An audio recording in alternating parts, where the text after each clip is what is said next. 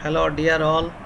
Assalamu alaikum and very good evening, you all. Today I have a contemporary issue, that is current issue of IAS 29.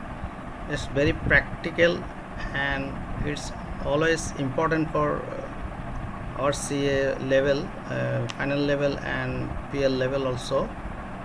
And where it's the current issue because of the current economic situation in the world along with Bangladesh context. So this is always important. IAS 29 is initial reporting in hyperinflationary economics. We learn its objective in line with IAS 21. There is little bit discussion of IAS 21, IFRIC 7 and hedging procedure at the last. We'll also learn an example, illustrative example to know the treatment, accounting treatment of this IAS 29. So we'll go plus slide. That is, let's say, helicopter view of inflation. Basically, this is the rise in price is inflation and lowering the purchasing price. Why prices rise? It's very simple, and it must lower our purchasing power. Hyperinflation. There is no definition of hyperinflation, especially in IFRS and IAS, but it's a context between rampant inflation, that is furious inflation, and true inflation, hyperinflation. It's creating severe distortion and left unaddressed, uncontrolled acceleration of the rate of price changes, leading to disastrous foray, that is inevitable collapse of economy as the world witnesses after First World War in Germany. It's now a major problem or economic issue in the world, major problem or burning issue in the world. International Monetary Fund IMF made a list of hyperinflationary economy that currently they are Argentina, Iran, Lebanon, South Sudan, Venezuela, Zimbabwe, Lebanon. They are now, according to the statement or opinion of IMF or declaration by IMF, they are officially declared. IAS 29, where will apply? IAS 20 applies where an entity's functional currency is that of a hyperinflationary economy. Functional currency, we'll learn its definition later. This standard does not prescribe when inflation arises, but requires the financial statement corresponding figures previous periods of any entity with functional currency that is hyperinflationary to be restated for the changes in the generating pricing power of the functional currency. If our functional currency is Taka, that is operate in the major economic issue in Bangladesh, that's functional currency. We'll learn later. Functional currency, the currency of primary economic environment in which entity operates. That's according to IAS 21. Functional currency's definition is there in IAS 21. Presentation currency, currency in which the financial statements are presented. If the parent company in Bangladesh, their presentation currency may be dollar, a USA company UK or UK pound or US dollar, any foreign company, that's parent company, their presentation currency might be dollar or any foreign currency. Monetary items, units of currency held, assets and liability to be received in a fixed or determinable number of units of currency. Wherever in monetary items there is no definition IAS 29, that the monetary is, there is definition in IAS 21, that's will get determinable number of unit of currency. That's the asset. That's cash in hand. At the end of the 1 year, we'll get the same amount whatever we have written in our books. That's the monetary item. Assets and liabilities, others. That's the current liability. if we show 1 lakh taka, at the end of the reporting period we should pay 1 lakh taka. There's no hyperinflationary effect. Example, cash in hand, cash at bank, account receivable and trade payable, whichever current asset and current liability and due to be settled in near 12 months or at the end of the period or reporting period. Non-monetary items, that's the important. Property, plant, equipment according to IAS 16 or goodwill fixed or determinant number is not received, or goodwill or any other intangible assets, whatever we show, that's a software amount or any license, what we'll get after 1 year or 2-3 year after amortization is not fixed. So this is non-monetary items. Clear? Example is goodwill, PPE, etc. PPE is also non-monetary item. Monetary assets, we have already learned non-monetary assets. Next, our restatement formula. According to IAS 29 and IFRIC 7, restated amount will be transaction amount divided by general price index at opening date into general price index at reporting date or end of the period. So this will the determiner will be GPI, price index at opening, that will divide or determiner and will multiply GPI at reporting date. General purchasing power, you should learn this. General purchasing power based on consumer price index, CPI. In our country, BBS also count this or calculate this CPI, consider this for inflationary effect. This in June 22, 314. This was based on 2005-6 according to BBS website. 2005-6 is there is 100. If we spend 100 taka in 2005, it's now 314. That is 3 times above. We have to pay. This is general purchasing power based on CPI. So this is clear, dear viewers. So we, consumer price index, that's I have already said. The consumer price or CPI measures changes in the price paid by the consumer for a basket of goods or service. I have to pay for goods and service is the consumer price paid.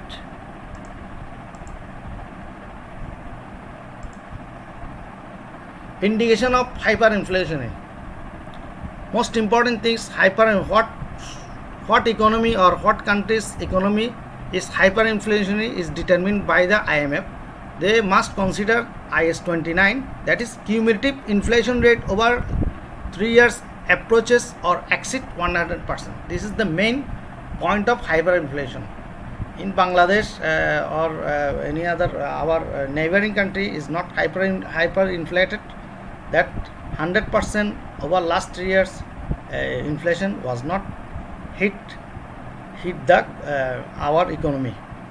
Interest rates, wages, prices are linked to price index. General population prefers to keep wealth in a non-monetary assets in a relatively stable foreign currency. Amount of local currency held immediately invested to maintain purchasing power. So sales and purchase on credit take place at prices. Accounting treatment. Summary. What should be the accounting treatment? Friends, dear friends, you should learn that current cost, that is no restatement is required. Current cost means the cost could be required to replace the asset in the current period. So if there is a question in current cost or indication in current cost, you don't have to restate your figure. Only historical cost will be restated according to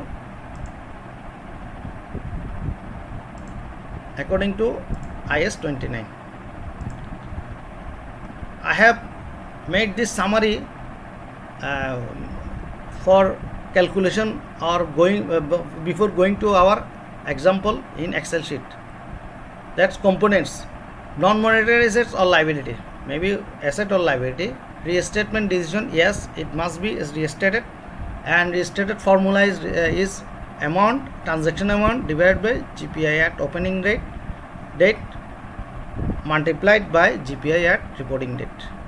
Monetary asset or liability, don't restate monetary assets or liability, and opening and closing are the same and brought forward. Whatever was the previous figure or previous year figure, you forward the figure. Don't restate this. Revaluation surplus, there will be no revaluation surplus after an economy's accounts or financial statement are considered for hyperinflationary. So this will be eliminated or nil at reporting date. Equity, this must be restated as equity, non-monetary, just like monetary asset liability. Equity is historical and it should be restated. We don't know what will get in the future. If I hold some shares, what will get in the future, I don't know. So this is monetary asset or adjustment is required, like non-monetary. Retained earning, balancing figure at reporting date, we'll see in an illustrative example. OCI same as retained earning. Next we are going for Excel sheet. It's a good example. ABC company operates its business in North Sidonia, where functional currency Northern dollar, North Sidonian dollar. Its economy is hyperinflationary according to IMF, with the effect from January 1st, 2017. Financial position, assets, all are given in the North Sidonian dollar. So PPE 27,600, trade receivable, cash payable is minus figure from current assets, share capital, revolutionism, retained earning. That's the main figure. And general price index is there, 2015 500, 700, 900, and 30 September this, and 31st December 700, 900. Average is given 580, 780.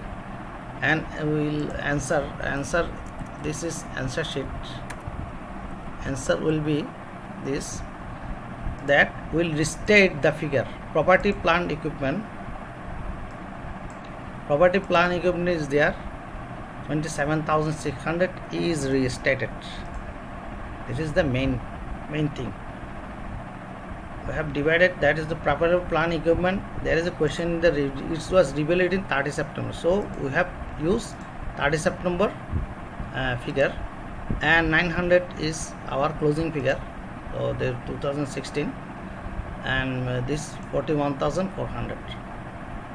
And trade receivable is unchanged. Cash, trade payable is unchanged, as there are monetary assets and liability.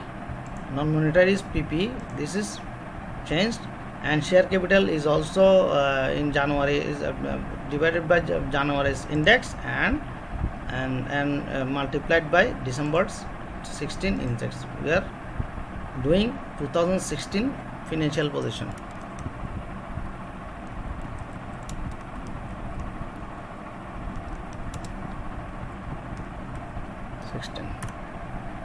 So revaluation reserve, there will be no revaluation, that is cancelled, no figure will be written. And retained earning is balancing figure. This balancing figure is there. We have total 40,100, and we will write this 40,100 in this Sudanian dollar, that is 41,400, that is increase in PP. We have just added the figure with the previous 27,600. So this is the figure, and restated figure and balancing figure, this and share capital also restated, and total is written. The balancing figure is 25,700. 25,700 also can be found out or calculated in this way. 40,100 less. We have the figure of 8,000 retain earning. So 8,000 that was in share capital. So there is a share capital amount is deducted, and 25,700 is our net retain earning. So this is the very easy way I have done this T-form. You have to present your report according to IAS 1, and we'll go for next sheet. Item historical cost. The restatement already you have learned. Disclosure, please follow IAS 1.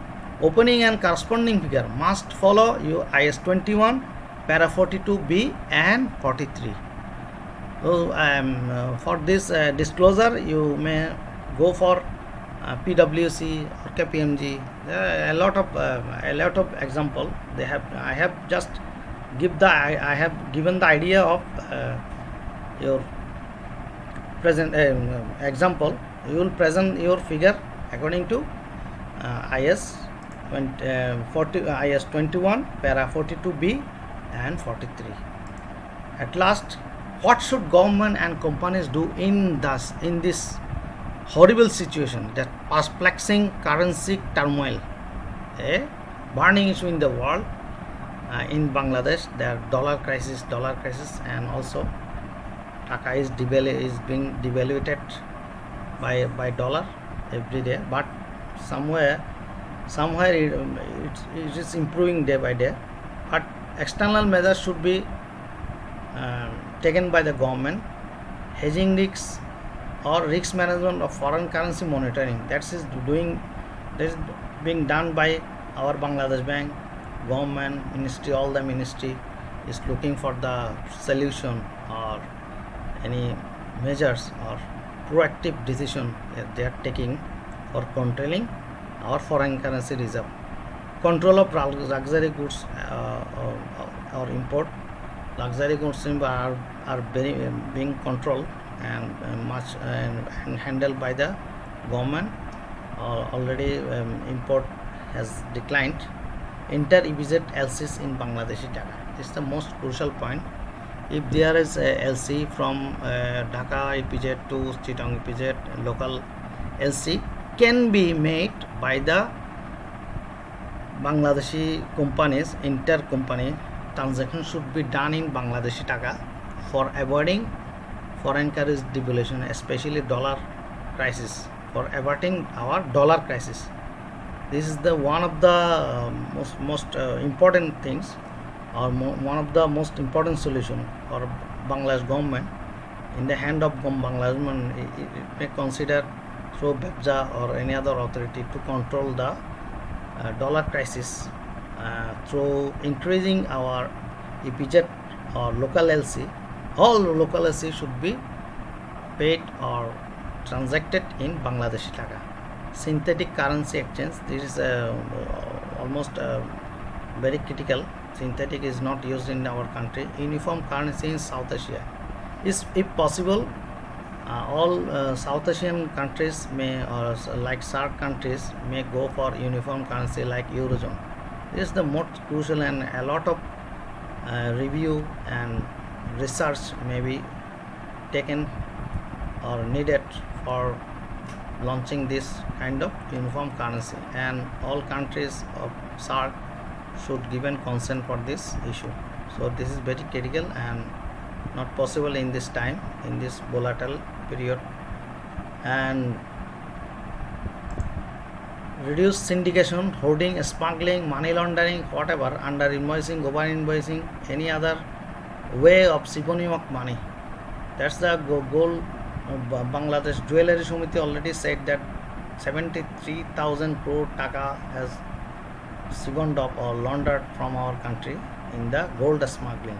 So this is, I am saying about only gold smuggling. A lot of products or a lot of issue for controlling siphoning or money laundering, whatever, a lot of issues is there.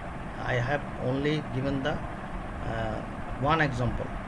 So this is very complex issue, for government and challenge for the Bangladesh government and also for our professional body, all bankers, CNF, all over the countries should have patriotism to control this. So I don't know the other solution.